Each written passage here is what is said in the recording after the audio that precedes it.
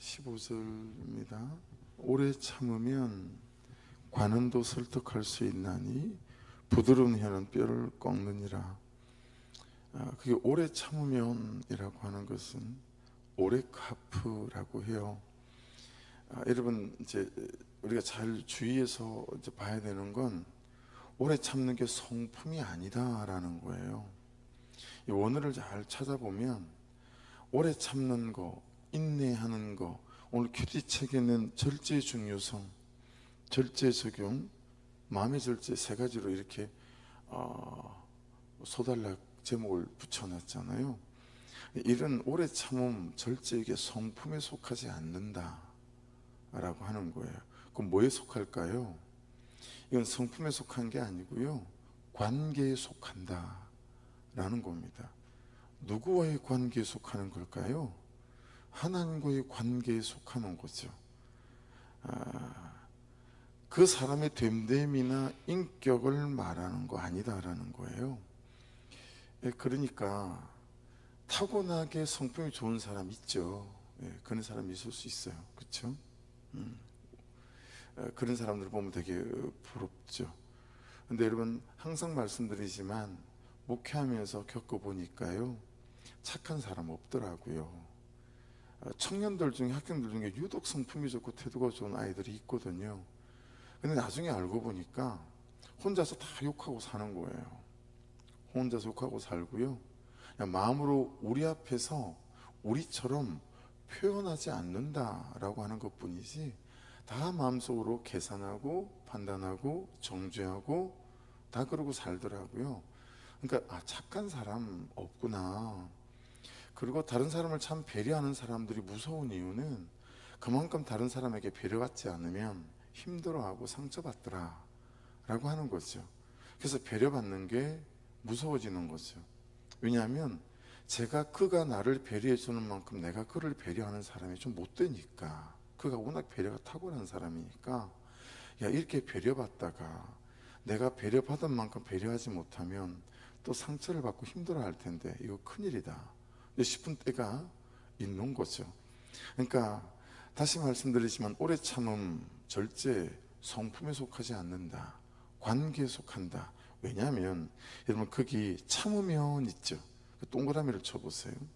참으면, 오래는 시간을 말하는 겁니다. 길게. 그리고 참으면 이게 하프라는 단어예요. 하프라는 원어인데 우리의 신체 중에서 코를 말하는 겁니다. 우리의 신체 중에 코.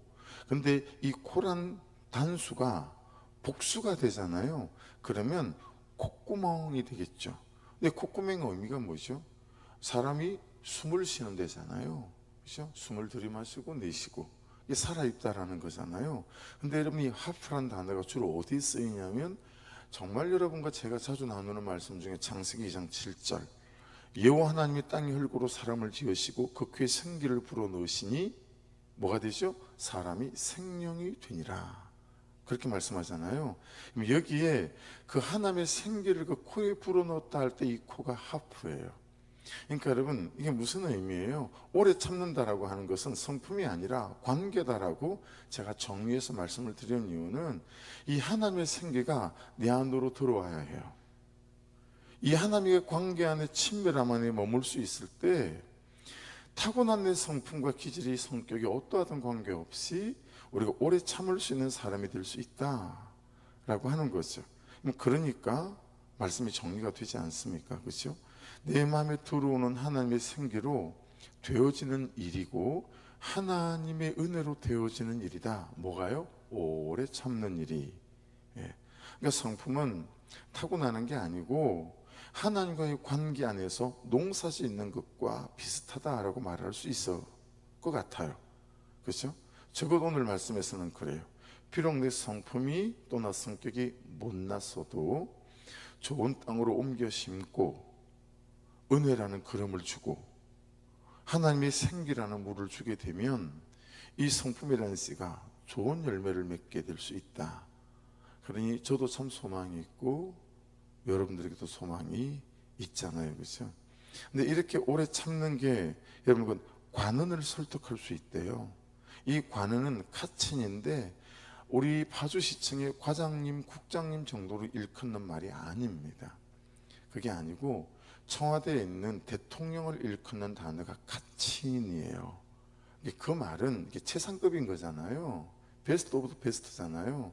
그러니까 사람이라 하여도 오래 참음은 현실이라 하여도 그 어떤 것이라도 설득할 수 있다는 거예요.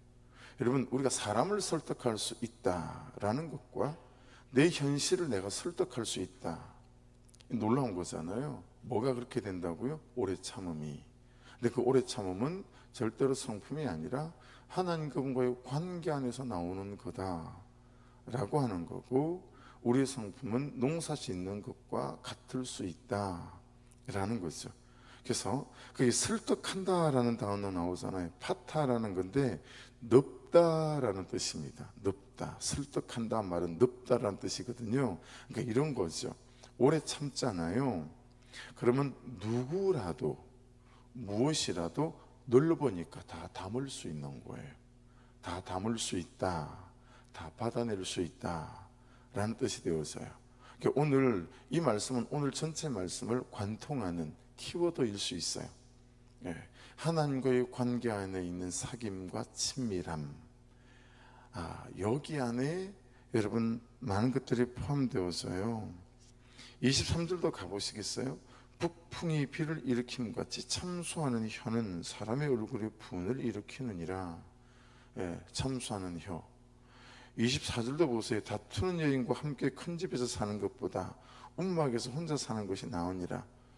여러분, 다투는 여인이라고 하는 것은 여인에게 책임을 전가시키는 게 아니라 그 다투는 여인의 상대방이 나를 말하는 거거든요. 여러분, 이게 어떻게 남편과 아내가 다투지 않고 어떻게 살죠? 어제 주일 말씀 가운데 말씀드렸던 그 가수처럼 내가 생각한 건 이런 결혼이 아니에요, 뭐 이런 것처럼 말이에요.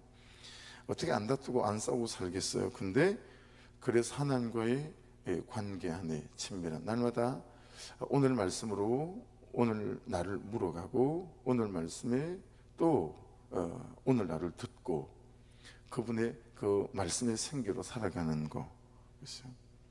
그리고 28절에도 보시면 자기의 마음을 제어하지 아니하는 자는 성읍이 무너지고 성벽이 없는 것과 같다.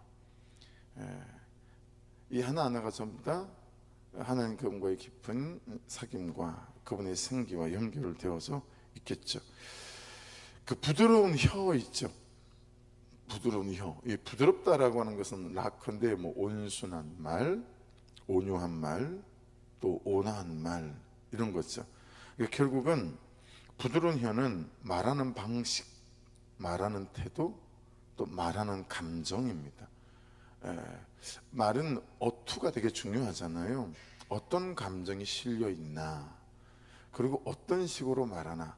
근데 여러분, 말에 있어서 중요하게 놓치고 있는 게 뭐냐면, 이게 말하는 방식과 말하는 태도와 말하는 감정만큼 중요한 게 뭐냐면 말하는 때입니다. 말하는 때.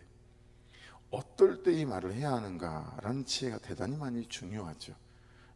그래서 이 말을 지금 할 때인가 안 할 때인가 라고 하는 거죠. 근데 우리가 그 때를 가리지 않고 하는 말, 충분히 그가 잘못했지만 그 때를 보고 어떻게 정말 그의 잘못된 태도를 찔러서 쪼개서, 이런 때를 살피는 거. 그러니까 때를 살피는 게 왜 중요하냐면, 여러분, 그냥 그때 감정이 복받치는 대로 말하는 건 내가 말하는 거잖아요. 근데 때를 두고 말하는 것은 기도하고 난 다음에 말하는 것이기 때문에 이게 달라요. 내가 그 사람에게 말할 게 있다면 충분히 기도하고 난 그 다음에 때에. 그래서 어때요? 감정대로 말하고 나면 나도 힘들잖아요. 그럼 말하고 난 뒤에 돌아서면서 후회하잖아요. 자녀 키우면서 이거 정말 많이 느끼는 거거든요. 이놈의 자식 좀 봐 라고 여러분 그냥 그 상황과 그 현실에 훅 말하고 나면요, 돌아서는 순간 내가 패자가 되죠. 근데 그 문제를 가지고 충분히 기도하고 난 다음에 커피 한잔 할까? 라고 그에게 시간과 장소를 요청하고, 그리고 말을 풀어가게 되면 그 충분한 기도 속에서 있잖아요. 말하고 난 다음에 내가 패자가 되지 않고 내가 승자가 돼요. 그리고 그도, 그게 남편이든 아내이든 자녀들이든 그도 여러분 하나님의 말씀으로 건면하는 말씀이 돼요. 예. 그러니까 내 인격, 그의 인격이 다치지 않는 거죠. 예. 그런 부분에 있어서 부드러운 혀는 우리에게 되게 중요합니다. 온한 말하는 방식, 말하는 태도, 말하는 감정 너무 중요하지만 말하는 때도 너무 중요하다라고 하는 것이죠. 근데 이 부드러운 혀가 뭐를 꺾어요? 뼈를 꺾는데요. 이 뼈는 게렘이라고 하거든요. 그래서 뼈란 뜻도 있지만 힘이라는 뜻으로 훨씬 더 많이 써요. 힘. 그러니까 부드러운 혀는 어떤 힘이라도 꺾는다라는 거예요. 예. 여러분, 그의 고집이라는 힘, 그렇죠?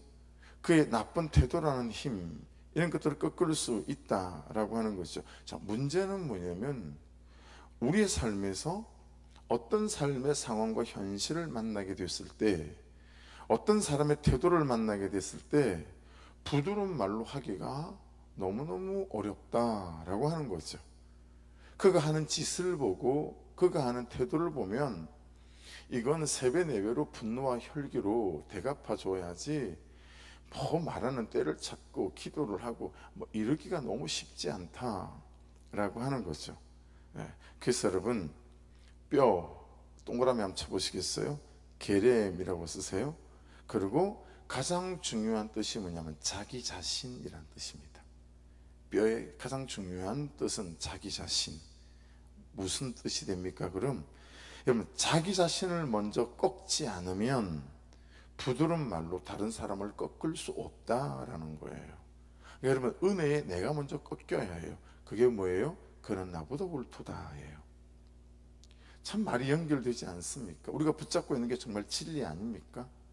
예. 그를 십자가에 매달지 않고 나를 십자가에 매다는 것, 이게 뭐예요? 예. 자기 자신을 꺾는 거죠. 먼저 그렇게 자기 자신을 먼저 꺾지 않으면 절대로 부드러운 말 아무리 해도 다른 사람을 꺾어낼 수 없다라고 하는 뜻이 됩니다. 자, 글이 보면 분명해지는 게 뭐예요? 부드러운 말과 온한 말의 태도는 겉의 문제가 아니죠. 기술이, 스킬이 아니라 이 말이에요. 부드러운 스킬, 겉으로 드러나는 표면적인 문제가 아니고 어디의 문제죠? 속의 문제예요. 그렇죠? 속의 문제. 여러분, 속의 문제는 무슨 문제죠? 하나님 그분과의 관계의 문제죠. 예. 그분과의 사귐, 그분과의 친밀함, 그분과 내가 살아있는 관계인가, 이 속의 문제가 겉으로 드러나는 우리의 말과 혀와 태도와 말하는 방식과 이런 모든 것으로 드러난다 라고 하는 거죠. 그래서 28절도 다시 보세요. 자기의 마음을 제어하지 아니하는 자는, 자기의 속을 제어하지 않는 거잖아요. 성읍이 무너지고 성벽이 없는 것하고 똑같다. 근데 자기의 마음을 제어하는 거, 이게 뭐예요? 하나님과 관계죠. 거기서 28절에 자기의 마음, 거기도 동그라미를 쳐 놓으시면 이 자기의 마음이 뭐냐면 루아흐예요. 어디에 나와요? 하나님의 입김. 이게 그 뜻이에요. 그러니까 여러분, 자기의 마음을 뭘로 제어할 수 있냐라는 거예요. 성품으로요? 아니요, 못해요. 예. 막 연습으로요? 훨씬 도움이 되겠죠. 기술적으로는. 근데 그건 겉이잖아요. 이거 겉의 문제가 아니고 속의 문제잖아요. 그렇죠? 속의 문제는 루아우, 하나님의 입김. 그 하나님의 생기가 내 속에 들어와 나를, 내 감정을, 내 성품을, 내 기질을 사로잡고 있지 않으면 우리의 마음을 제어하기 어렵다라고 하는 거죠. 특별히 우리가 살아온 삶의 배경이 서로 다르니 너무 가난했던 상처를 갖고 계신 분들, 또 누구로부터 지독한 폭력과 어느 폭력이든 육체적인 폭력이든 뭐 그런 것을 당하신 분들이거나 심각하게 비교를 당하신 분들이거나 여러분, 이런 어떤 상처에 기반되어진 것들을 갖고 있는 견고한 진이 있는 분들, 쓴뿌리가 있는 분들 있으시죠. 그런 분들은 정말 여러분 자기의 마음을 제어하기가 쉽지 않아요. 겉으로 드러나는 사람들은 혈기를 부리겠으나 속으로 죽는 분들도 있거든요. 그러니까 여러분, 정말 이 하나님의 입김 루아흐가 우리의 내면 안에 들어와 우리를 사로잡지 않으면 우리의 마음과 우리의 감정을 제어하기는 어렵다. 그러니 큐티책의 소제목을 달아놓은 대로 절제는 안 돼요. 그 하나님의 생각이 우리를 사로잡을 때, 그래서 여러분, 오늘 은혜는 오늘로 족한 거지 오늘 은혜로 내일로 살려고 하는 거, 그거 겸손 아니구나. 그거 여러분 지난주 묵상하면서 깨닫게 된 거예요. 우리는 자꾸 오늘 은혜로 내일을 살려고 해요. 오늘 말씀으로 내일을 살려고 하는 것도 교만이에요. 예. 오늘 은혜는 오늘로 살고 내일은 또 내일 은혜로 내일을 사는 거예요. 하루 근데 우리는 그냥 오늘 받았던 은혜를 가지고 내일을 산다? 이거 교만이에요. 우리가 그런 존재가 못 돼요. 우리는 오늘 받은 은혜로 오늘을 겨우 버틸 수 있는 존재, 그게 우리예요. 근데 우리는 그렇게 안 사는 거예요. 그래서 날마다 하나님의 입김이 저와 여러분에게 충만해서 그날 하나님의 입김으로 그날을 살고 내일 또 하나님의 입김으로 또 그날을 살아가는 그런 은혜가 있기를 주의 이름으로 축복합니다. 결국은 오래 참는 이 오레크 하프, 그리고 부드럽고 온화한 말 라크라순, 이게 전부요 하나님과의 친밀한 관계와 사귐, 그분의 생기, 이걸로부터 들어와서 우리를 지키고 우리를 살게 하는 거다 라고 하는 것을 깨달을 수 있습니다. 그냥 거기에 기반된 말씀들이기 때문에 이 말씀을 붙잡고 밑에 말씀들을 읽고 묵상하시면 이런 말씀들이 잘 해석되고 풀어지고 적용되고 내게 들리는 말씀이 있을 거라고 봐요. 그래서 16절도 보시면 너는 꿀을 보거든 조카리만큼 먹어라. 조카리만큼, 이게 되냐고요. 이 꿀이 여러 가지로 해석될 수 있거든요. 원어적으로는 대바시라고 해서 벌꿀을 의미하는 거예요. 근데 벌꿀의 의미는 뭐예요? 너무 달고 달콤하고 맛있는 거죠. 그래서 이 꿀이 의미하는 대바시는 이런 거예요. 너무 편한 거, 너무 편한 거, 너무 달달한 거, 삶의 상황이 너무 쉬운 거, 뭐 이런 거예요. 근데 그게 조카리만큼만 먹어지냐고요. 우리 어른들이 잘 쓰는 표현들만큼 안 주면 어때요? 듣고 싶어요. 그렇죠? 이게 조카리만큼이 진짜 안 되는 거거든요. 그래서 절제라고 지금 소제목을 다 달아 놓은 것 같지 않습니까? 그렇죠? 조카리만큼 이게 너무 안 돼요. 자꾸 하나를 가지면 둘을 가지고 싶고, 그렇죠? 셋을 가지면 넷을 가지고 싶고. 한 주간 쉬니까 제 결론이 뭔지 아세요, 집사님? 일주일은 너무 짧다. 이게 한 주간의 신결론입니다, 집사님. 다음에는 한 달을 쉬어야 되겠다. 다음에는 제가 쉬면 한 달을 쉴 겁니다, 집사님. 알고 계십시오. 이런 거죠. 이게 사람인 거예요. 조카리만큼이 어떻게 되냐고요. 정말 하나님 그분의 생계가 들어오지 않으면, 그렇죠? 이 남편과 사는 게 조카십니까, 혹시? 그런 일은 없죠.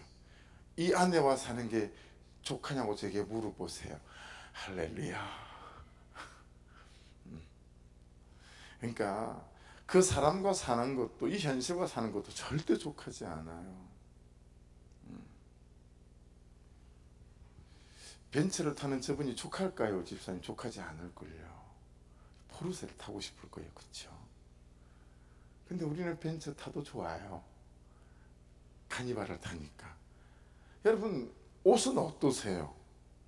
족하세요? 다 그런 거예요. 그러니까 너는 꿀을 보고도 조카리만큼 먹으래요. 그런 일은 별로 안 일어나죠. 과식함으로 토할까 두려우니라. 그러니까 달다고 좋다고 편하다고 쉽다고 그것이 시간과 마음을 빼앗기지 말라는 거죠. 그렇죠? 그래서 여러분, 성경에서 대바시를 항상 쓰는 데가 있어요. 어디에 쓰죠? 젖과 꿀이 흐르는 가나안 땅 할 때 이 꿀이 대바시거든요. 여러분, 젖과 꿀이 흐르는 가나안 땅, 왜 가데스 바네아에서 들어가는 걸 포기했죠? 여호수아 칼렙은 들어가자 그러는데 젖과 꿀이 흐르는 가나안 땅이 목적이었기 때문에 그래요. 근데 여호수아 칼렙은 하나님이 목적이었죠. 그러니까 우리 신앙생활의 목적이 부자가 되는 거, 행복해지는 거, 좀 더 삶이 나아지는 거, 이게 목적이 되면 절대로 조카리만큼 못 먹어요. 근데 하나님의 목적이 되면 조카리만큼이 가능하거든요. 그래서 여러분, 저와 여러분에게 더 나은 삶의 목적이 되지 마시고 하나님의 목적이 될 수 있기를 주의 이름으로 축복합니다. 그분과의 사귐, 그분 안에 있는 친밀함, 이게 목적이 되지 않으면 우리는 조카리만큼 내 정욕을 달랠 수 없어요. 내 육체적인 욕구, 이런 것들 만족시켜 줄 수 없습니다. 예. 내 안에 있는 이놈은 항상 좀 더 많이, 조금만 더 이걸 요구하기 때문에 그렇죠. 예. 그래서 하나님, 그분이 목적이 되고 그분과의 은혜 안에 있는 게 목적이 되어질 때 조카리만큼 절제가 되어지는 은혜가 저와 여러분에게서 되어지겠죠. 17절에 보시면 이것도 여러분, 너는 이웃집에 자주 다니지 말라. 이것도 이제 절제가 안 되는 거죠. 그가 너를 싫어하며 미워할까 두려우니라. 그러니까 여러분, 이게 빈번하게 가지 마라 이런 뜻도 될 수 있지만 너무 오래 머무르지 않도록 해라. 어떤 집에 자주 가고 어떤 집에 오래 머물겠어요? 내 말을 잘 들어주는 사람, 내 마음을 잘 받아주고 내 감정을 잘 받아주고 또 내가 말하는 말에 막 공감해주고 리액션 해주고 네 남편 진짜 못 처먹었다 뭐 이런 친구한테 가지. 너 잘못한 거야, 네 남편은 너보다 오라 그러면 두 번 다시 안 가고 싶지 않아요.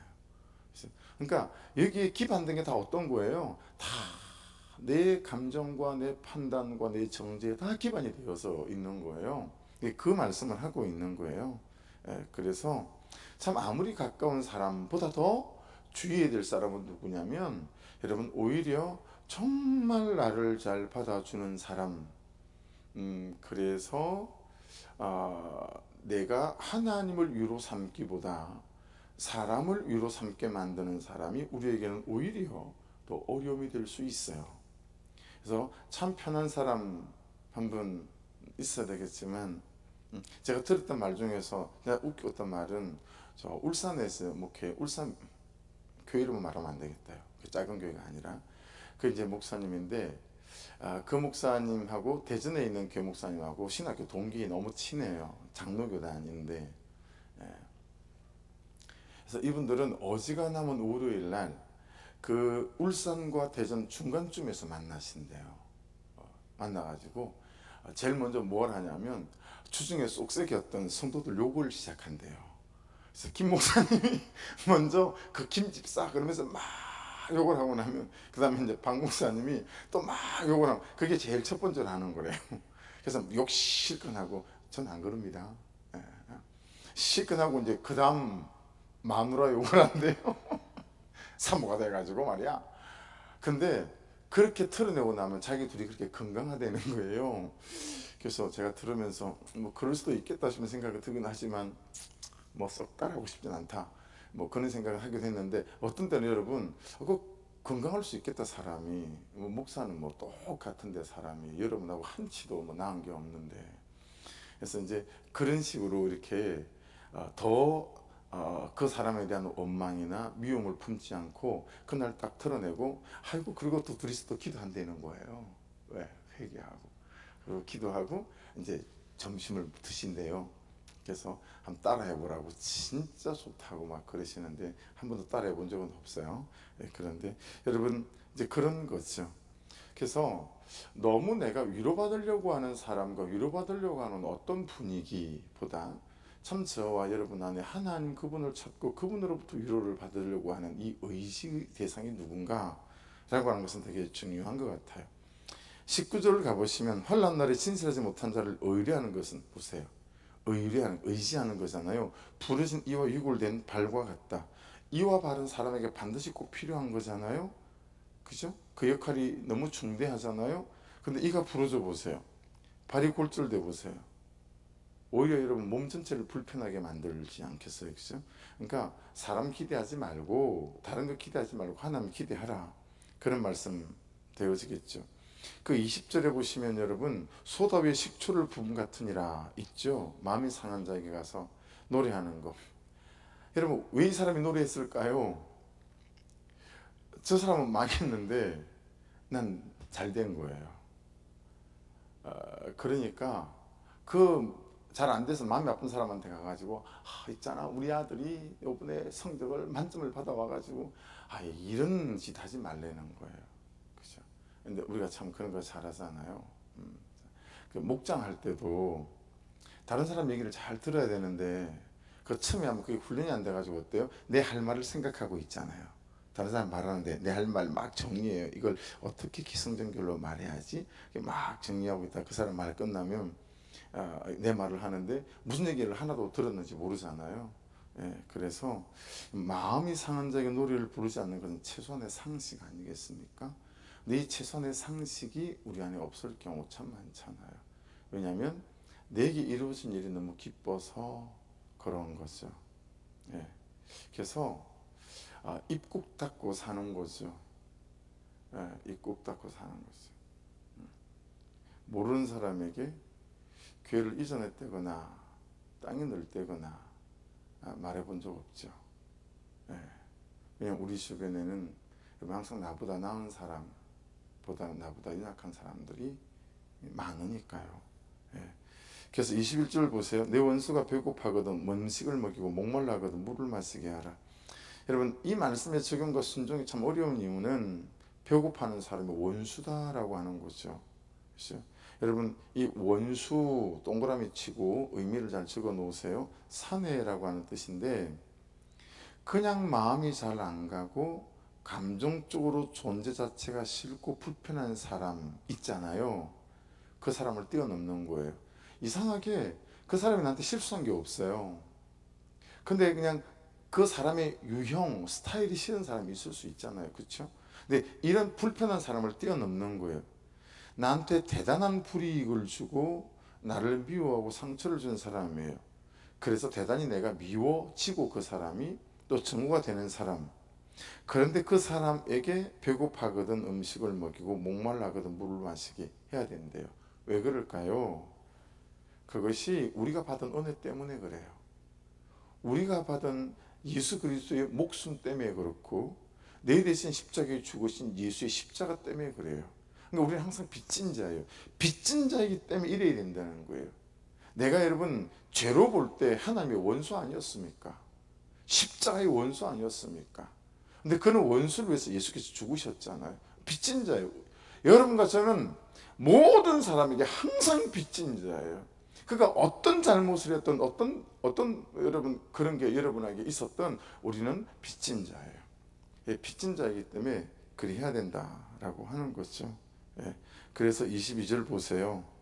그리하는 것은 핀 숯을 그의 머리에 놓는 것과 일반이요 여호와께서 내게 갚아 주시리라. 그러니까 내가 갚으려고 하지 말라는 거예요. 예, 내가 하나님께서 아시고 하나님께서 간섭하시고 하나님께서 대가 치르게 하신다.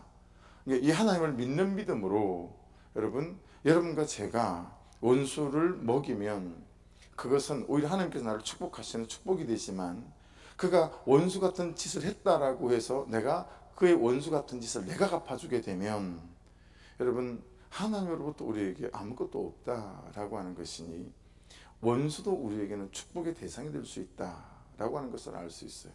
원수마저도 여러분 하나님께서 나를 축복하시고 싶으셔서 내게 세팅해 놓은 세팅의 사건이다. 정말 꼴보기 싫은 그가 하나님의 나를 축복하시고 원하셔서 내 삶에 세팅해 놓은 세팅이다 라고 하는 거죠. 이게 구속사 아니겠습니까? 이게 구속사예요. 그렇죠? 그러니까 여러분 정말 원수 같은 그도 하나님의 세팅이에요. 정말 힘든 현실도 하나님의 세팅이에요. 그때 하나님을 의뢰하고 의지하며 그 원수도 내 먹는 것을 바늘 쪼개서 함께 먹이게 되면 여러분 그 원수 같은 세팅이 하나님이 나를 축복하시는 세팅으로 바뀌어지는 거죠. 오늘도 이 구속사 안에서와 여러분이 참 부유한 하루가 되시기를 주의 이름으로 축복합니다. 기도하겠습니다. 말씀 붙잡고 하나님 은혜를 부어 주십시오. 결국 이 삶을 관통하는 것은 하나님의 생기, 하나님과의 관계 안에 있는 것이라고 하셨으니 좀 성품성격 기질 좋지 않다고 하나님 너무 자기 자신에 대해서 자조하지 않게 하시고, 하나님의 생기가 들어오면 되는구나, 그렇게 이 하루 살면 되는 거구나, 아버지 그렇게 오늘 말씀으로 오늘을 살고 오늘 은혜로 오늘을 사는 겸손함 있게 도와주셔서 이 하루도 주신 말씀으로 참 원수를 먹이는 인생 되게 도와주옵소서. 조카리만큼 이게 절제가 되어지는 은혜도 있게 도와주옵소서. 기도하시고 우리 선교사님들 위해서 기도해 주시고, 여러분 21일 40명을 잘 못 모으겠어요. 그래서 거기서는 60명이 온다고 하는데, 60명이 온다고 하는데 우리가 60명이면 우리도 60명은 맞춰야 될 것 같은데 40명이 안 맞춰져서 하나님 최소한 40명이 좀 맞춰져서 함께 전도하는 놀라운 날, 영혼 살리는 놀라운 날 되게 하여 주옵소서. 우리 주여 한번 부르고 기도하십시다. 주여! 아버지 감사합니다.